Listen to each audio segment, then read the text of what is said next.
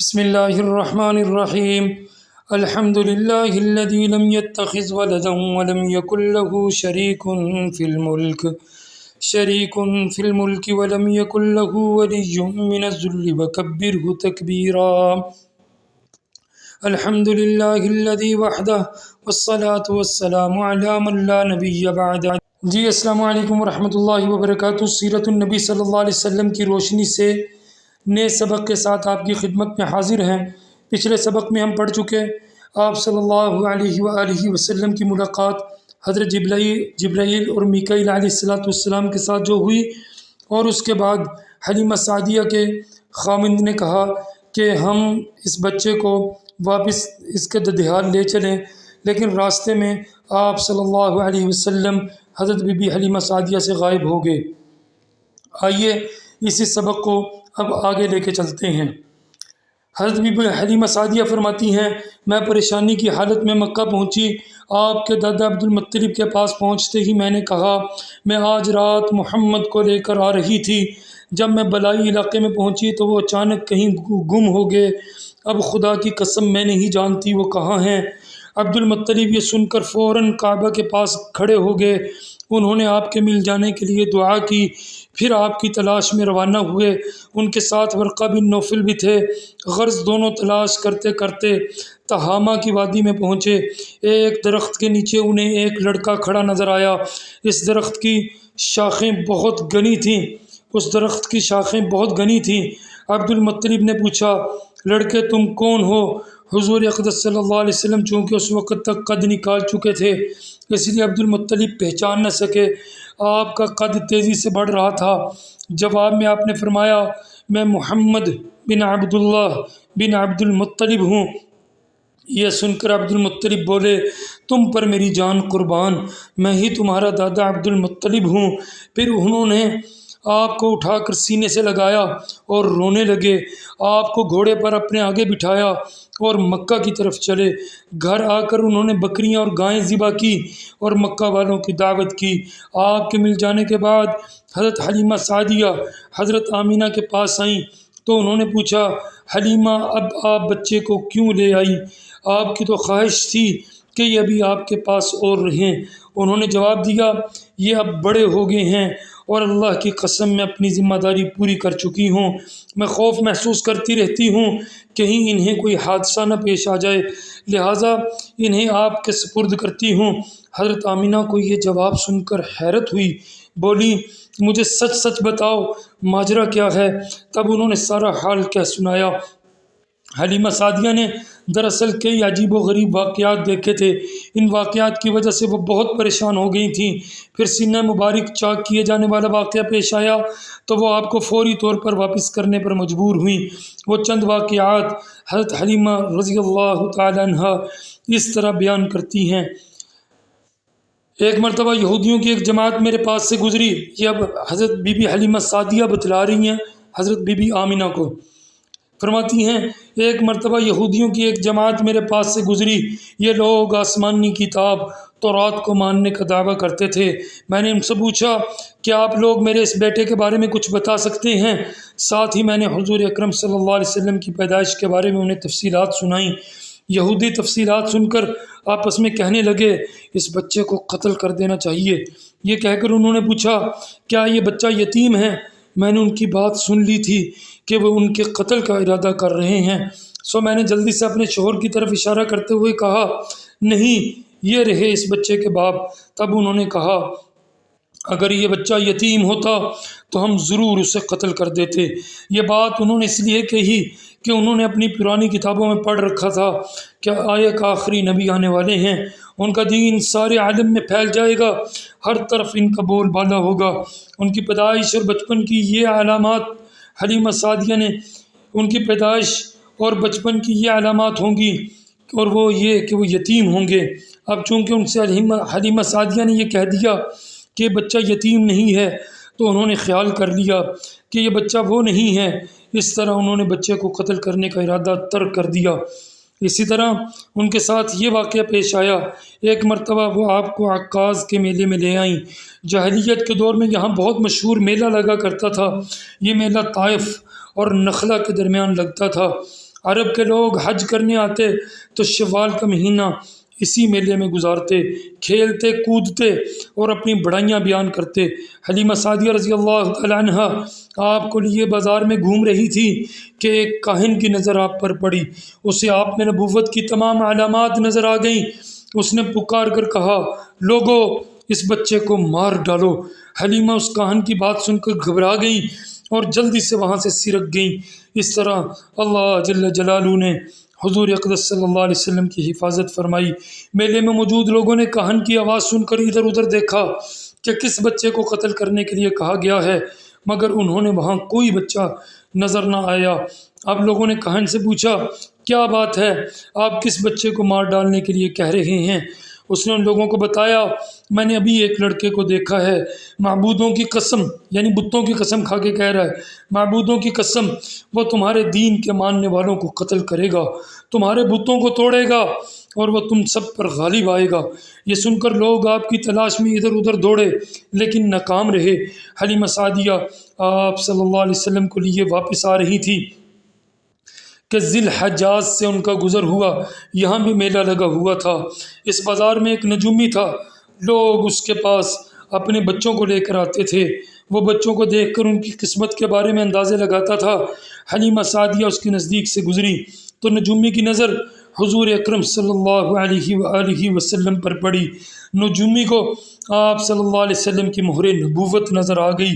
یہ مہر نبوت کا تذکرہ پچھلے اسباق میں گزر چکا ہے، اگر آپ نے نہیں سنے تو اس کو ضرور سن لیجئے۔ نجومی کو آپ صلی اللہ علیہ وسلم کی مہر نبوت نظر آ گئی، ساتھ ہی آپ صلی اللہ علیہ وسلم کی آنکھوں کی خاص سرخی اس نے دیکھ لی۔ وہ چلا اٹھا، اے عرب کے لوگوں، اس لڑکے کو قتل کر دو، یہ یقیناً تمہارے دین کے ماننے والوں کو قتل کرے گا، تمہارے بتوں کو توڑے گا اور تم پر غالب آئے گا۔ یہ کہتے ہوئے وہ آپ کی طرف جھپٹا، لیکن اسی وقت وہ پاگل ہو گیا اور اسی پاگل پن میں مر گیا۔ ایک اور واقعہ سیرت ابن حشام میں ہے کہ حبشہ کے عیسائیوں کی ایک جماعت حضور اکرم صلی اللہ علیہ وسلم کے پاس سے گزری۔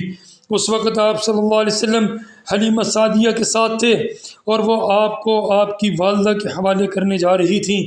ان عیسائیوں نے آپ صلی اللہ علیہ وسلم کے مونڈوں کے درمیان یعنی کندھوں کے درمیان مہر نبوت کو دیکھا اور آپ صلی اللہ علیہ وسلم کی آنکھوں کی سرخی کو بھی دیکھا۔ انہوں نے حلیمہ سعدیہ سے پوچھا، کیا اس بچے کی آنکھوں میں کوئی تکلیف ہے؟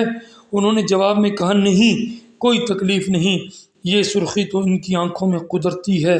ان عیسائیوں نے کہا، تب اس بچے کو ہمارے حوالے کر دو، ہم اسے اپنے ملک لے جائیں گے، یہ بچہ پیغمبر اور بڑی شان والا ہے، ہم اس کے بارے میں سب کچھ جانتے ہیں۔ حلیمہ سعدیہ یہ سنتے ہی وہاں سے جلدی سے دور چلی گئیں، یہاں تک کہ آپ صلی اللہ علیہ وسلم کو آپ صلی اللہ علیہ وآلہ وسلم کی والدہ کے پاس پہنچا دیا۔ ان واقعات میں جو سب سے اہم واقعہ ہے وہ سینہ مبارک کے چاک کرنے والا تھا۔ روایات سے یہ بات ثابت ہے کہ آپ صلی اللہ علیہ وسلم کے سینہ مبارک پر سلائی کے نشانات موجود تھے، جیسا کہ آج کل ڈاکٹر حضرات آپریشن کے بعد ٹانکے لگاتے ہیں، ٹانکے کھول دیے جانے کے بعد بھی سلائی کے نشانات موجود رہتے ہیں۔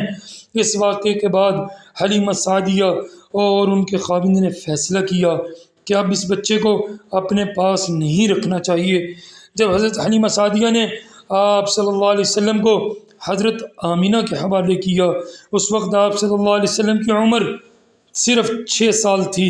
ایک روایت یہ ملتی ہے کہ اس وقت عمر مبارک 5 سال تھی، ایک روایت کے مطابق عمر مبارک 6 سال ہو چکی تھی جب حلیمہ سعدیہ نے آپ صلی اللہ علیہ وسلم کو حضرت آمینہ کے حوالے کیا، تو اس کے کچھ دنوں بعد حضرت آمینہ انتقال کر گئیں۔ والدہ کا سایہ بھی سر مبارک سے اٹھ گیا۔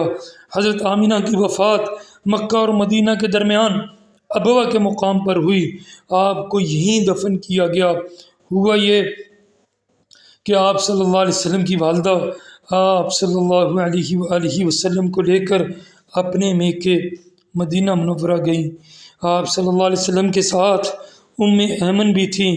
ایمن کہتی ہیں، ایک دن مدینہ کے 2 یہودی میرے پاس آئے اور بولے، ذرا محمد کو ہمارے سامنے لاؤ، ہم انہیں دیکھنا چاہتے ہیں۔ وہ آپ صلی اللہ علیہ وآلہ وسلم کو ان کے سامنے لے آئیں۔ انہوں نے اچھی طرح دیکھا، پھر ایک نے اپنے ساتھی سے کہا یہ اس امت کا نبی ہے اور یہ شہر ان کی ہجرت گاہ ہے، یہاں زبردست جنگ ہوگی، قیدی پکڑے جائیں گے۔ آپ کی والدہ کو یہودیوں کی اس بات کا پتہ چلا تو آپ ڈر گئیں اور آپ صلی اللہ علیہ وسلم کو لے کر مکہ کی طرف روانہ ہوئیں، مگر رستے ہی میں ابوا کے مقام پر آپ کی وفات ہو گئی۔ آمینہ کے انتقال کے 5 دن بعد ام ایمن آپ کو لے کر مکہ پہنچی، آپ کو عبد المطلب کے حوالے کیا۔ آپ کے یتیم ہو جانے کا انہیں اتنا صدمہ تھا کہ بیٹے کی وفات پر بھی اتنا نہیں ہوا تھا۔ عبد المطلب کے لیے کعبے کے سائے میں ایک قالین بچھایا جاتا تھا، وہ اس پر بیٹھا کرتے تھے۔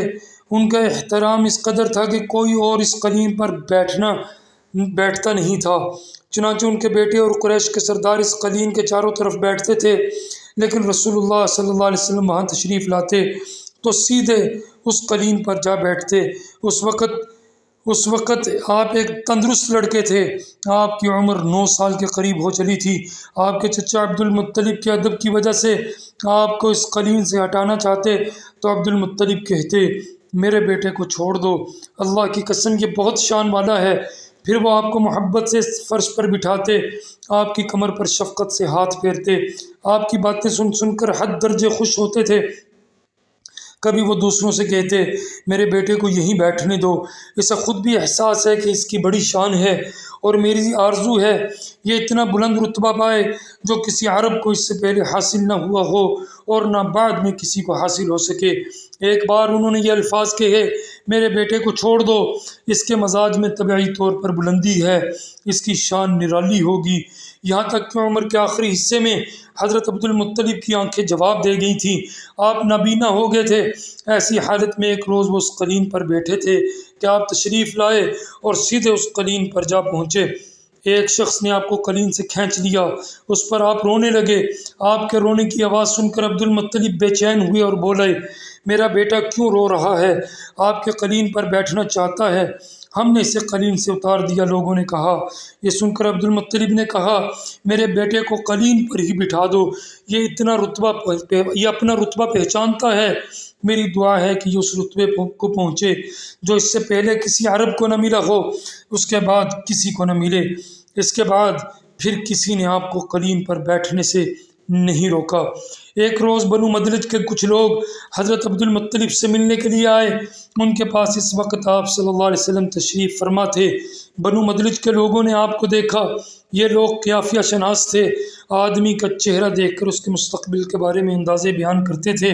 انہوں نے عبد المطلب سے پوچھا، اس بچے کی حفاظت کریں، اس لیے کہ مقام ابراہیم پر جو حضرت ابراہیم علیہ السلام کے قدم کا نشان ہے، اس بچے کے پاؤں کا نشان بالکل اس نشان سے ملتا جلتا ہے۔ اس قدر مشابہت ہم نے کسی اور کے پاؤں کے نشان میں کبھی نہیں دیکھی۔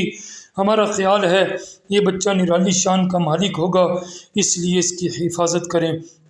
حضرات محترم، مقام ابراہیم خانہ کعبہ میں وہ پتھر ہے جس پر حضرت ابراہیم علیہ السلام نے کعبے کی تعمیر کی تھی۔ اس سے آگے انشاءاللہ تعالی اگلے سبق میں پڑھیں گے۔